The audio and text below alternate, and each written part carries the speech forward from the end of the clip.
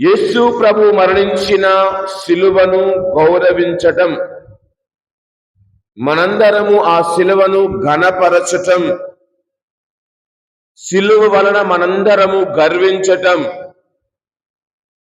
ప్రభువు శిలువనందు సాధించిన రక్షణ విజయానికి గుర్తుగా ఆ రక్షణము మనందరి క్రైస్తవ విశ్వాసానికి, క్రైస్తవ జీవితానికి శిలువే మూలము అన్న మాటలను బట్టి మనందరము కూడా శిలువ వలన, శిలువ చెంత, అదే కదా మనందరము ఏమంటాము, పవిత్ర, ముఖ్యముగా మన యొక్క తపస్సు కాల దినాలలో శిలువ చెంత చేరిన నాడు ఇది మనం ఒక పాట పాడతాం కదా, ఏమని? శిలువ చెంత చేరిన నాడు ఆ కలుషములను కడిగివేయును అన్న మాటలను చూస్తూ ఉన్నాం.